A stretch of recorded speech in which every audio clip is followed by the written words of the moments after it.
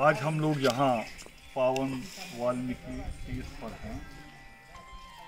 ये पावन वाल्मीकि तीर्थ वो है जिसका बार बार जिक्र हमारे विद्वान करते हैं, जिसका जिक्र पावन योग सूत्र में और रामायण की उत्पत्ति, संसार का पहला श्लोक जो क्रोंच वध के समय कहा गया, क्रोंच की हत्या के समय, वो यहाँ पे हुआ जो तमसा नदी के किनारे पे है।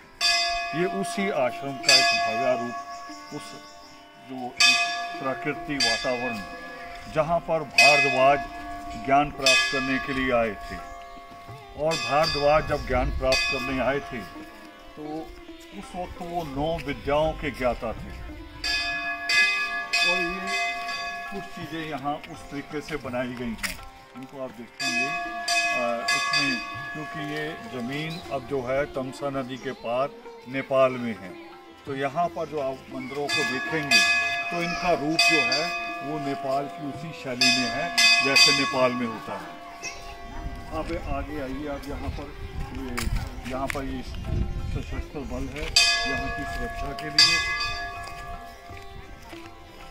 और नेपाल से एक कमेटी इसको ऑर्गेनाइज करती है, काठमांडू में है दीपक जी, जो वहाँ से लोग इसको ऑर्गेनाइज करते हैं।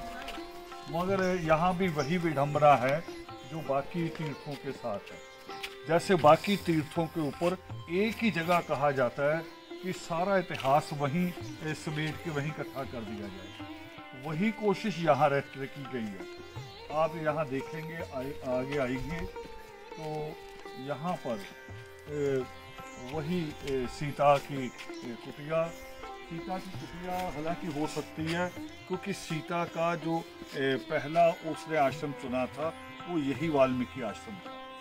तो वहाँ तक संभव है कि अच्छा लगता है, मगर यहीं पे और दूसरी चीज़ें जुड़ी गई हैं। जैसे आप देखेंगे यहाँ पे आके कि ये अमृत कुंड है, और अमृत कुंड और ये लव कुश की वो जगह दिखाई गई जहाँ उन्होंने हनुमान और उसके घोड़े को पकड़ के बांध दिया था, जिस घोड़े को राजा राम ने अश्वमेघ यज्ञ करके छोड़ा था। अब ये दोनों चीज़ें विडंबना पैदा करती हैं बाकी जो तीर्थ हैं, क्योंकि यहाँ का इतिहास और वाल्मीकि तीर्थ अमृतसर का इतिहास, उन दोनों में थोड़ा थोड़ा भेद है।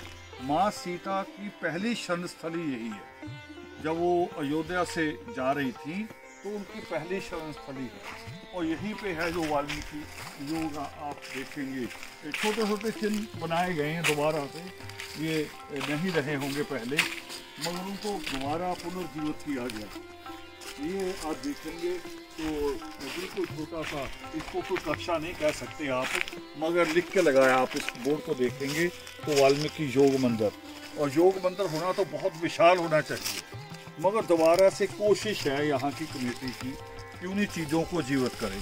मगर उसमें एक बड़ा विवाद रहता है कि सारे इतिहास को एक जगह समेटने की कोशिश की जा रही है। ऐसे हम कानपुर बिठूर जाएंगे तो कानपुर के वाल्मीकि तीर्थ पर भी यही सारा कुछ लिखा हुआ मिलेगा। यही हम चले जाएंगे आगे बबीना में तो बबीना के वाल्मीकि तीर्थ पे भी यही मिलेगा कि घोड़ा यहाँ बांधा, यहाँ अमृत कुंड है, वहाँ भी यही कहा जाएगा। जबकि ये सारा कुछ ऐसे नहीं है, इसमें छोटा छोटा इतिहास है जो यहाँ से शुरू होता है, तमसा नदी के किनारे से शुरू होता है। और यहाँ आप और देखेंगे कि जिसका बार बार जिक्र आता है वाल्मीकि रामायण में भी और पावन योग सूत्र में भी, अमरबेल। वो अमरबेल आप यहाँ देख पाएंगे कि यहाँ वो अमरबेल, और जब पहले प्रधानमंत्री पंडित जवाहरलाल नेहरू यहाँ आए थे तो इस अमरबेल पे उन्होंने भी छूटा लिया था।